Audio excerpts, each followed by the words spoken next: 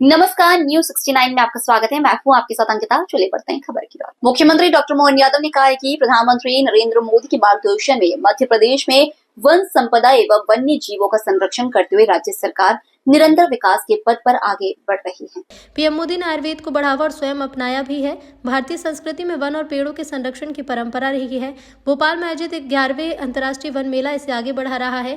One मेले के पूरा प्रदेश को इंतजार रहता है। यहाँ आयुर्वेदिक उत्पाद के 350 से ज्यादा स्टॉल्स लगाए गए। साथ ही यहाँ 80 आयुर्वेदिक डॉक्टर और 100 से ज्यादा वैद्य आमजन को निःशुल्क परामर्श देंगे। सीएम डॉक्टर मोहन यादव बुधवार को लाल परेड ग्राउंड में 17 से 23 दिसंबर तक आयोजित हो रहे अंतर्राष्ट्रीय वन मेले के शुभारंभ कार्यक्रम को संबोधित कर रहे थे। उल्लेखनीय है कि इस साल वन मेले का आयोजन समृद्ध वन खुशहाल जन की थीम पर है। सीएम डॉक्टर मोहन यादव ने 11वें अंतर्राष्ट्रीय वन मेले का दीप प्रज्वलन और फीता काटकर शुभारंभ किया। उन्होंने भगवान धन्वंतरी की पूजा अर्चना की और विंध्या हर्बल सहित विभिन्न स्टॉल का अवलोकन कर औषधि एवं हर्बल उत्पाद की जानकारी प्राप्त की। कार्यक्रम में सीएम को रुद्राक्ष का पौधा भेंट किया गया। प्रोत्साहित करने वाले गीत लघु वन उपज हमारी शान का विमोचन सीएम ने किया। साथ ही उन्होंने विंध्या हर्बल के नए लोगों और विभिन्न उत्पाद से सुसज्जित वेलनेस किट का औपचारिक विमोचन किया। सीएम डॉक्टर मोहन यादव ने कहा कि आज लघु वनोपज के अनेक उत्पाद बाजार में हैं। जब एलोपैथिक दवाएं आराम न दे तो लोग आयुर्वेद की शरण में जाते हैं। हमारे घर घर में आयुर्वेदिक नुस्खों का भंडार है। वर्तमान परिदृश्य में मेडिकल साइंस तो प्रशंसनीय है, लेकिन आयुर्वेदिक उत्पाद का भी अपना अलग महत्व है।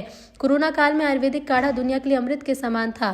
मुख्यमंत्री डॉक्टर मोहन यादव ने कहा कि राज्य सरकार प्राथमिक वनोपज सहकारी समिति, जिला यूनियन और अनुसूचित जाति जनजाति पिछड़ा वर्ग को आर्थिक रूप से सशक्त बना रही है। तेंदुपत्ता समेत अन्य वनोपज का संग्रहण करने वालों को इन पर बोनस देकर आर्थिक रूप से सशक्त करने की दिशा में कदम बढ़ाए।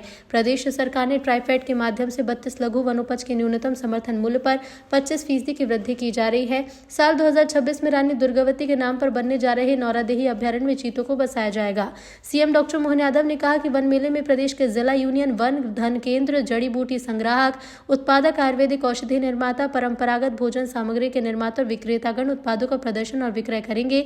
मेले में 10 शासकीय स्टॉल, 24 अन्य राज्य के स्टॉल, 16 प्रदर्शनी stall, 136 private stall, 26 food stall आदि का देखा जाएगा। ये 7 दिवसीय अंतर्राष्ट्रीय वन मेले का शुभारंभ आज लाल परेड ग्राउंड भोपाल में किया गया।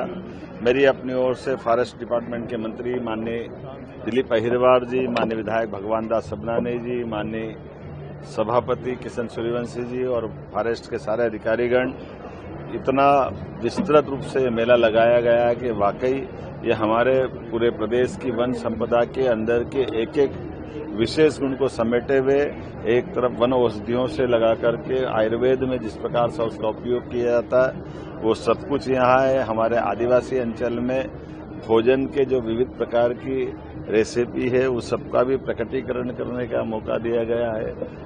भविष्य की दृष्टि से हमारे वन्य संपदा के आधार पर आर्थिक रूप से समृद्ध कैसे बनाएं, उनकी अलग अलग उत्पादों के आधार पर ग्रामीण जीवन में भी कैसे लाभ उठाएं और आज के संसाधनों के बलबूते पर वन औषधियों से और बेहतर क्या बनाया जा सकता है।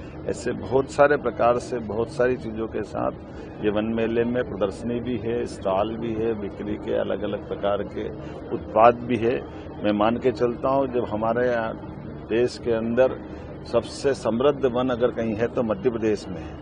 ऐसे में हमारे वनवासी बंधुओं की आय भी बढ़े, वन्य जीवन की अंदर की खूबसूरती भी सबके सामने आए, उनकी अपने उत्पादों की मार्केटिंग हो, सभी प्रकार से उनका जीवन बदले। इसलिए वन मेले के आधार पर ये सब कुछ उनके उत्पादों को सबके सामने लाने का प्रयास किया गया और वन मेला बहुत सफलता के साथ स्थापित हो रहा है। आने वाले समय में भोपाल के अलावा भी और जगह लगाने का हमने निर्णय किया है। उम्मीद करेंगे जल्दी उसके रिजल्ट आएंगे। फिलहाल इस खबर में इतना ही। आप बने रहिए न्यूज 69 के साथ। नमस्कार।